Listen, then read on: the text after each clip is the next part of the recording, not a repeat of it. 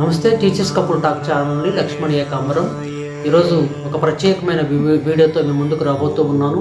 దయచేసి వీడియోని ఫాలో అవ్వబోయే ముందు మా ఛానల్ సబ్స్క్రైబ్ చేయండి, లైక్ చేయండి, షేర్ చేయండి. మరందరికీ కొత్త విషయాలు తెలియచేసే అవకాశం మాకు కల్పించండి.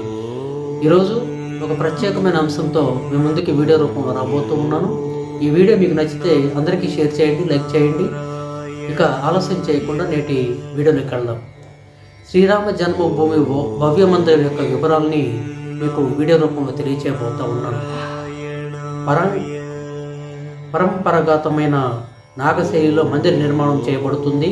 మందిరం పొడవు తూర్పు పడమర 380 అడుగులు, వెడల్పు 250 అడుగులు మరియు ఎత్తు 161 అడుగులు ఉంటుంది.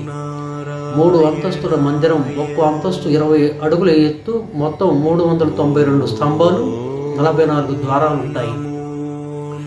క్రింది అంతస్తులోని గర్భగుడిలో భగవాన్ బాలరాముని విగ్రహము, మొదటి అంతస్తు గర్భగుడిలో శ్రీరామ దర్బారు ఉంటాయి. సీతారామ, లక్ష్మణ, భరత, శత్రుఘ్న, హనుమాను, సాహతి విగ్రహాలు రూపొందించబడ్డాయి. మొత్తం 5 మంటపాలు ఉంటాయి అని అవి నృత్య మంటపం, రంగమంటపం, సభా మంటపం, ప్రార్థనా మంటపం, సంగీత మంటపం. స్తంభాలు మరియు గోడలపై దేవీ దేవతల వివిధ రూపాలు ఉంటాయి. ఆలయ ప్రవేశం తూర్పు వైపు సింహద్వారము నుండి 32 మెట్లు అంటే 16.5 అడుగులు ఎత్తు దేవాలయ ప్రవేశం చేయాలి. దివ్యాంగులు మరియు వృద్ధుల కోసం ర్యాంపులు మరియు లిఫ్ట్లు ఏర్పాటు చేయబడ్డాయి. నలువైపుల దీర్ఘ చతురస్రాకార ప్రహరీ గోడ పొడవు 732 మీటర్లు, వెడల్పు 4.25 మీటర్లు. ప్రహరీ గోడకు 4 మూలల్లో 4 ఆలయాలు, సూర్యాలయము, శివాలయము, గణపతి ఆలయము, భగవతీదేవి ఆలయం ఉంటాయి. ప్రహరీ గోడకు దక్షిణ వైపున హనుమంతుని ఆలయము మరియు ఉత్తరం వైపున అన్నపూర్ణమాత ఆలయం ఉంటాయి. మందిరం యొక్క దక్షిణ భాగంలో పురాణ కాలపు సీతాకోపం ఉంటుంది. సీతమ్మ వారు ఉపయోగించిన బావి అది. శ్రీరామ జన్మభూమి మందిర పరిసరాల్లో నిర్మాణం చేయబోయే మందిరాలు మహర్షి వాల్మీకి, మహర్షి వశిష్ఠ, మహర్షి విశ్వామిత్ర, మహర్షి అగస్త్య, నిషాడరాజు గుహుడు, శబరిమాత మరియు అహల్యాదేవి వాళ్ళ ఆలయాలు ప్రతిపాదనలో ఉన్నాయి. నైరుతి భాగంలో నవరత్న కుబేర గట్టుపై ఉన్న శివాలయ జీర్ణోద్ధరణ చేయబడుతుంది మరియు రామభక్తుడు జటాయు విగ్రహం నిర్మించబడుతుంది.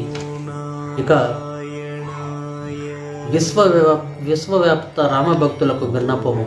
సోదరి సోదరులారా, పవిత్రమైన రోజు కలియుగాబ్ది 5125 పుష్య శుక్ల ద్వాదశి సోమవారం, శాలివాహన శోకం 1945 జనవరి 22, 2024 తేదీన అయోధ్య శ్రీరామ జన్మభూమిలో నిర్మిస్తున్న నూతన మందిరములో క్రింది అంతస్తులో గర్భగుడిలో బాలరాముని నూతన విగ్రహం ప్రాణప్రతిష్ఠ గావించబడుతుంది. ఈ సందర్భంగా అయోధ్యలో అపూర్వమైన ఆనందకర వాతావరణం నెలకొని ఉంటుంది. వీరు కూడా ప్రాణప్రతిష్ఠ రోజున శుభముహూర్త సమయానికి ముందే 11 గంటల నుంచి మధ్యాహ్నం 1 గంటల మధ్య మీకు దగ్గరలో ఉన్న దేవాలయంలో చుట్టుపక్కల ఉన్న రామభక్తులతో కలిసి భజన కీర్తన నిర్వహించాలి. టెలివిజన్ లేదా డిజిటల్ స్క్రీన్ ఏర్పాటు చేసుకొని శ్రీరాముని ప్రాణప్రతిష్ఠ ప్రత్యక్ష ప్రసారాన్ని సమూహంగా వీక్షించగలగాలి. శంఖనాదము, ఘంటనాదము చేసి హారతి ఇచ్చి ప్రసాద వితరణ చేయాలి. ఆలయంలోనే కార్యక్రమం జరపాలి.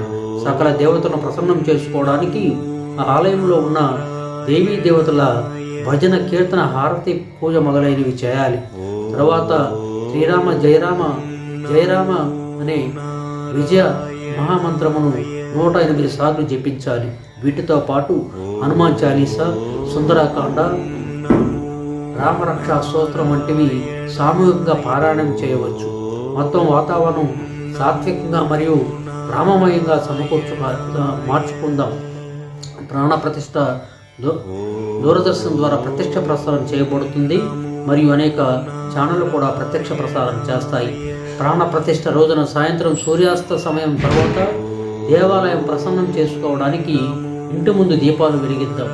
ఇంటిని విద్యుత్ దీపాలతో అలంకరించవచ్చును. విశ్వవ్యాప్తంగా కోట్లాది ఇళ్లలో దీపోత్సవ పండుగ జరుగుతుంది. ప్రాణప్రతిష్ఠ జరిగిన తర్వాత మీకు అనుకూలమైన సమయంలో కుటుంబ సమేతంగా శ్రీ భగవాన్ శ్రీరాముని దర్శనం కోసము నూతన మందిరం దర్శించుకున్నటకు అయోధ్యని సందర్శించుకోవచ్చు. శ్రీరాముని కృపకు పాత్రులగుదాం. భవదీయ శ్రీరామ జన్మభూమి తీర్థక్షేత్రం. జై రామ, జై జై శ్రీరామ.